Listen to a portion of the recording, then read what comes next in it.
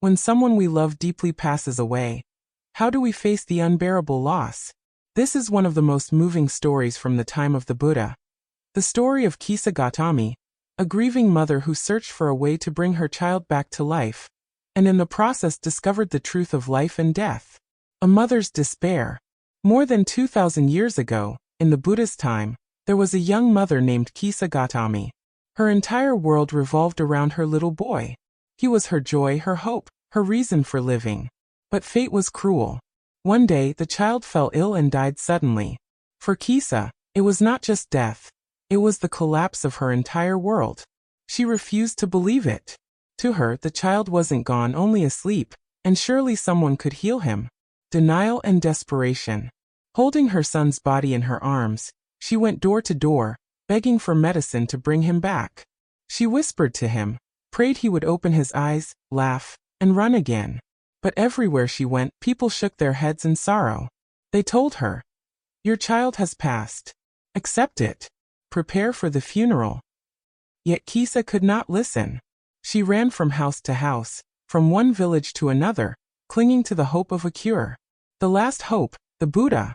At last, an old man saw her pain and said gently, "I cannot help you, but there is one who can, the Buddha. Go to him." Kisa rushed to the monastery and fell at the Buddha's feet. With tears streaming down her face, she pleaded, "Lord, please give me medicine. My child is only asleep. Please bring him back." The Buddha listened with compassion. Then he said softly, "I can help you. But first, you must bring me a handful of mustard seeds. The seeds must come from a house that has never lost a loved one." Kisa's heart leapt with hope. She ran back to the village, certain she would succeed. The awakening. At the first house she asked, "Please give me mustard seeds. Has anyone in your family ever died?" The family replied, "Yes, our father passed last year." At the next house she begged again. They answered, "We too have known loss, my husband is gone." House after house, the answer was always the same. Every family had known death.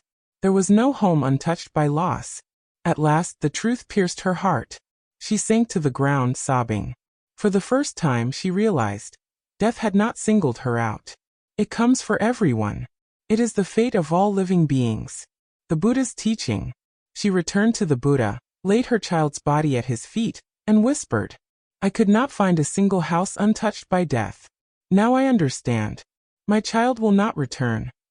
The Buddha looked at her with compassion and said, "Kisa, today you have gained the most precious wisdom. Death cannot be avoided. Grief is natural, but clinging to it will keep you trapped in suffering. Only by accepting impermanence can we truly live. Let love transform into compassion. Let sorrow become the strength to help others."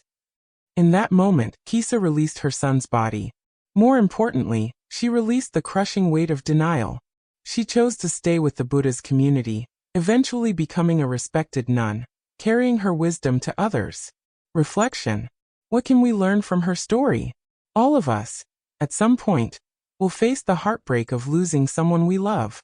That pain cannot be described in words. But the Buddha's teaching was not an escape from death. It was the wisdom to see through it. The medicine he gave was not for the body, but for the heart. It was the medicine of awakening. Understand impermanence. No one escapes birth, aging, sickness, and death. Acceptance is not coldness, it is maturity. Let love continue, without attachment. Even if someone is gone, we can honor them through acts of kindness and compassion. Live more meaningfully. Carry forward the love of those who pass by living fully and using grief as a reminder to cherish the present. Closing. Kisa Gotami went to the Buddha asking for medicine to revive her child. What she received was far more valuable. The wisdom that healed her soul. Death cannot be reversed, but suffering can be transformed. May we all find the same clarity and compassion when facing life's inevitable goodbyes.